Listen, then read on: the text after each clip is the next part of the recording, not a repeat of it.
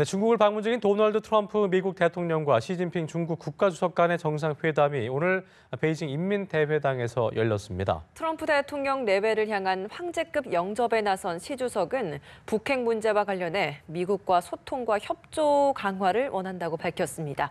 보도국 연결해 보겠습니다. 김중배 기자. 네, 오늘 베이징 인민대회당에서는 트럼프 대통령에 대한 공식 환영 행사가 끝나고 양국 간 정상회담이 진행됐습니다.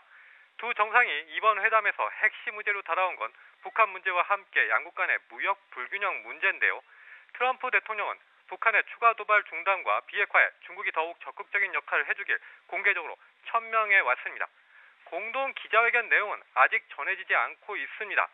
시 주석은 정상회담에 이은 확대 정상회담 모두 발언을 통해 올해 중미 관계에 중대한 진전이 있었고 양국이 한반도 핵 문제와 아프가니스탄 등 중대한 국제 지역 문제에서 의사소통 및 협력 강화에 뜻을 같이 했다고 밝혔습니다.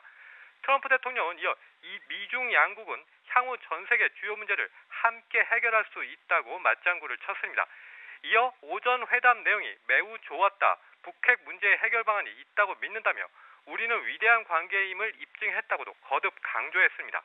트럼프 대통령은 시 주석과 중국에 대해 북한의 비핵화에 노력해줄 것을 호소했다는 점, 또 가장 큰 위협은 북한이며 러시아도 노력할 것을 부각한 것으로 전해졌습니다.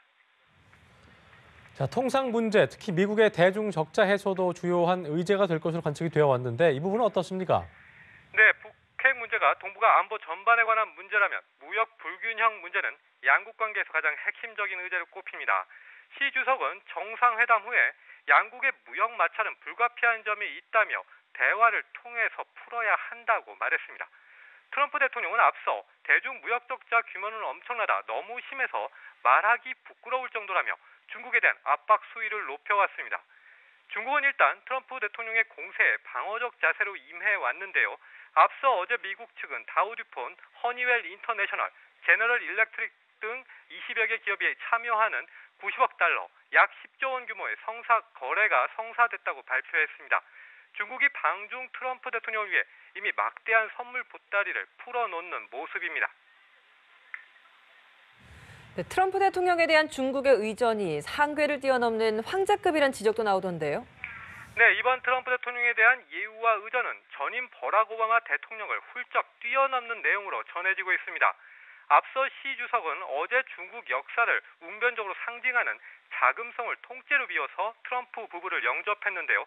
오늘도 다소 쌀쌀한 날씨에도 불구하고 오전 9시 20분부터 내외가 인민대회당 바깥에서 트럼프 부부의 도착을 5분간여 기다렸습니다. 앞서 양제 측 외교 담당 국무위원을 공항으로 보낸 것도 한일에 비해 격을 높인 의전이라는 홍콩 명보의 보도도 나왔습니다. 이 같은 황제급 예우는 집권 2기를 맞은 시진핑 국가주석의 공고화된 권력에 대한 자신감이 표출된 것이라는 분석이 나오고 있습니다.